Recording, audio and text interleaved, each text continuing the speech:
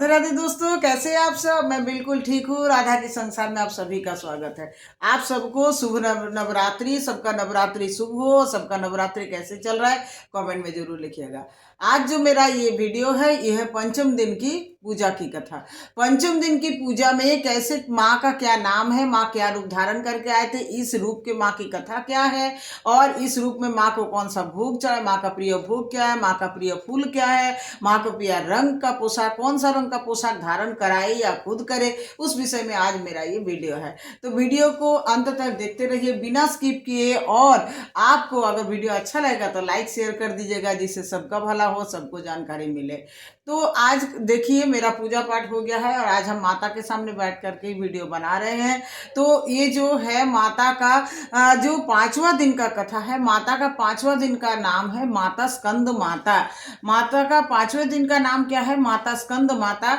और माता स्कंद माता को क्या कैसे बोल के हम लोग पूजा करेंगे। माता स्कंद माता को जो है, सबसे पहले तो आप सुबह जल्दी उठेंगे, जल्दी उठ करके पूजा करेंगे। और माता की पूजा के लिए, माता को पूजा के लिए कमल फूल सबसे ज्यादा प्रिय है। श्वेत रंग का फूल, पीले रंग का फूल आप चढ़ा सकते हैं, लेकिन माता स्कंद माता की पूजा के लिए एक विशेष फूल है, वो है चंपा फूल। जो माता स्कंद माता को चंपा फूल बहुत पसंद है, इसीलिए अगर आपसे जुगाड़ कर पाना संभव हो रहा है तो उस माता स्कंद माता को उस दिन आप लोग चंपा फूल अवश्य चढ़ाए। माता स्कंद माता को उस दिन विशेष सब फल का भोग या मिठाई का भोग लगाइए, लेकिन विशेष जो फल है वो केले का भोग, पीला वाला छोटा जो केला, मतलब वर्तमान केला बोला जाता है, वो जो मिलता है, वो छोटा केला, पीला केला लाइए और माता स्कंद माता को उस दिन भोग में अवश्य रखिए। मतलब केला उस दिन भोग में, पीला केला अवश्य भोग में रखना होगा। माता स्कंद माता की पूजा में आपको क्या करना है, कौन सा रंग का पोशाक धारण करें। माता स्कंद माता को पीला रंग पसंद है, तो आप चाहे तो माता को पीला रंग का पोशाक धारण कराइए और खुद भी पीले रंग का पोशाक धारण करके माता का पूजा करें। लाल तो माता को हमेशा से प्रिय, अगर पीला नहीं है आपके पास, लाल है, लाल पहनते हैं तो कोई बात नहीं, आप लाल भी पहन सकते हैं, लेकिन मेन है कि माता को पीला रंग स्कंद माता के रूप में पसंद है। तो पीला रंग का फल, पीला रंग का फूल, पीला रंग का पोशाक धारण कराइए। ज्यादा से ज्यादा पीला रंग यूज कीजिए। पीला मिठाई ये सब ज़्यादा से ज़्यादा यूज़ कीजिए, लेकिन फल में जो है पीला केला का भोग अवश्य लगाइएगा। और माता को सादा रंग भी पसंद है, लाल रंग भी पसंद है, तो वो भी आप लोग पोशाक धारण करा सकते हैं या पोशाक आप खुद भी धारण कर सकते हैं। माता स्कंद माता को आप जब पूजा करेंगे तो उसका जो मेन मुहूर्त समय है, वो समय के विषय में बात जान लीजिए और वीडियो को जरूर देखते रहिए अंत तक, नहीं तो आपको जानने का मतलब छूट जाएगा कुछ ना कुछ। तो ब्रह्म मुहूर्त में जो सबसे पहला अच्छा पूजा जो शुभ माना जाता है वो ब्रह्म मुहूर्त। और ब्रह्म मुहूर्त का पूजा का समय है 4:39 से 5:28 तक। उसके बाद आता है क्या, उसके बाद आता है दूसरे ब्रह्म मुहूर्त के जस्ट बाद का ही मुहूर्त एक अच्छा है, और 5:04 से वो 6:17 तक। उसके बाद अभिजीत मुहूर्त आता है, तो अभिजीत मुहूर्त का समय है 11:45 से 12:32 तक। और उसके बाद दोपहर का समय एक तो आता है, बहुत अच्छा समय है, जो 2:06 से 2:52 तक। तो ये जो समय आपको बताया गया है, समय को आपको याद करने के लिए या कॉपी में नोट करने के लिए वीडियो को रिप्ले करके जरूर देख लीजिएगा। विजय मुहूर्त है, विजय मुहूर्त का समय है क्या, 3:03 से 4:48 तक। विजय मुहूर्त का विजय मुहूर्त का समय है 2:06 से 2:52 तक। और अमृत काल का समय हो रहा है 3:03 से दोपहर 3:03 से 4:48 तक। तो ये जो मुहूर्त का समय है आप लोग कॉपी में नोट डाउन कर लीजिए और आपका सुविधा अनुसार, आपका समय अनुसार माता के सामने बैठ करके आप पूजा कीजिए। माता के पूजा के लिए जो माता का बीज मंत्र है, वो बीज मंत्र क्या है वो अभी इस विषय में बता रहे हैं। माता की पूजा के लिए जो बीज मंत्र है वो क्या है, ह्रीं क्लीं सौमिन्ने नमः। या तो ये बोलिए ओम ऐं ह्रीं क्लीं स्कंद माताये नमः, ओम ऐं ह्रीं क्लीं स्कंद माताये नमः। ये है माता का बीज मंत्र। माता का ये बीज मंत्र बोल करके आप 108 बार अपने मनके के माला से या अपने कर माला, मतलब हाथ से गिन के कर माला से भी आप जप कर सकते हैं। माता का जो स्तुति या प्रणाम मंत्र क्या है, या देवी सर्वभूतेषु मां स्कंद माता रूपेण संस्थिता नमस्तस्मै नमस्तस्मै नमस्तस्मै नमो नमः। या देवी सर्वभूतेषु मा स्कंदमाता रूपेण संस्थिता नमस्तस्मै नमस्तस्मै नमस्तस्मै नमो नमः। ये बोल के आप माता स्कंद माता को क्या कीजिए, प्रणाम कीजिए। अन्य और भी सब मंत्र है, जैसे सिंहासन गता नित्यं पद्माश्रित कर दया शुभादास्तु सदा देवी स्कंद माता यशस्विनी। मतलब क्या होता है, ये स्कंद माता का ध्यान है, स्तुति के लिए प्रयोग किया जाता है। ये माता स्कंद माता, आप पद्म पर बैठे हुए हैं, आप शुभ दात्री है, आप सबको यश प्रदान करते हैं। आप माता सिंहासन में बैठिए और मेरे पूजा को स्वीकार कीजिए।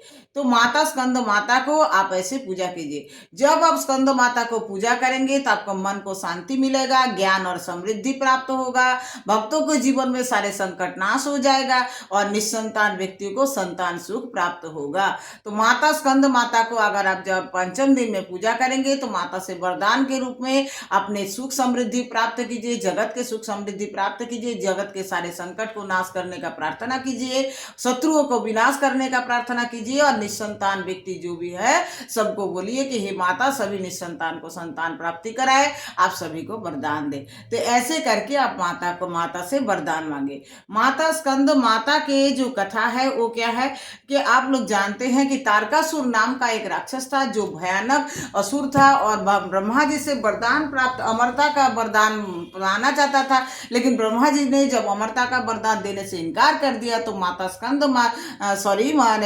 तब तारकासुर ने क्या किया, बोला कि हमको शिव पुत्र के हाथ में मृत्यु हो ऐसा वरदान दे दीजिए। क्योंकि उसको पता था कि शिव जी तो अभी संन्यास ले चुके हैं सती के देह त्याग के बाद, और सती के देह त्याग के बाद शिव जी बोले हैं कि कभी वो घर संसार बसाएंगे नहीं, तो फिर शिव पुत्र कभी होगा नहीं और फिर मैं मरूंगा नहीं। ऐसे सोच करके वो वरदान में मांगा कि शिव पुत्र के हाथ में मेरा मृत्यु हो। अब तारकासुर सोचा कि मैं तो अमर हो गया, और अमर होने के गर्भ में अहंकार में वो सारे देवी देवता सूर असुर राक्षस सभी स्वर्ग मर्त में पाताल में अत्याचार शुरू कर दिया। तारकासुर से अत्याचार से पीड़ित होकर के सभी देवी देवता महादेव के पास आए। महादेव के पास आकर के महादेव से प्रार्थना करे कि हे महादेव, हिमालय की पुत्री के रूप में माता सती का जन्म हो चुका है और आप माता सती ने आपको पाने के लिए जो तपस्या कर रहे हैं, आप माता सती को जाइए और माता सती जो हिमालय के पुत्री के रूप में जन्म हुआ उनको आप पत्नी के रूप में स्वीकार कीजिए। और ये तारकासुर को जो त्राही त्राही दुनिया में मचा दिया, ये तारकासुर को वध करने के लिए आप सहयोग कीजिए।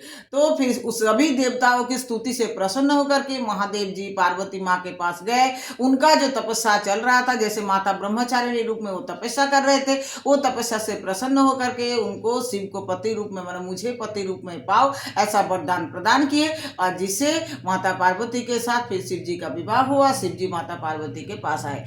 अब जैसे दुनिया को जरूरत था, उस समय जगत को ब्रह्मांड को जरूरत था एक शिव पुत्र का, तो माता पार्वती और माता पार्वती और प्रभु शिव ने, बाबा शिव ने दोनों का मिलित जो आत्मस्थ होकर के एक ज्योति निकला, और उस ज्योति से कार्तिक का जन्म हुआ। और कार्तिक का जन्म होने के बाद बहुत सारा बड़ा इतिहास है। कार्तिक के जन्म होने के बाद देवताओं ने, क्योंकि ये कार्तिक को तारकासुर भी चोरी करना चाहता था, क्योंकि इसी के हाथ में तारकासुर का मौत था। तारकासुर चाहता था कि कार्तिक को मार दे, देवता चाहता था कि कार्तिक को कैसे बचा के रखे, तो देवता चोरी करना चाहता था। लेकिन इसी बीच कार्तिक एक जा करके सरोवर में गिर गया, और उसी सरोवर में जो कृतिकाएं माता, 5 कृतिकाएं माता लेकर के कार्तिकेय को बड़ा किए, पालन पोषण किए, और बड़ा होने के बाद फिर माता सती और माता पार्वती और शिव जी के पास वापस किए।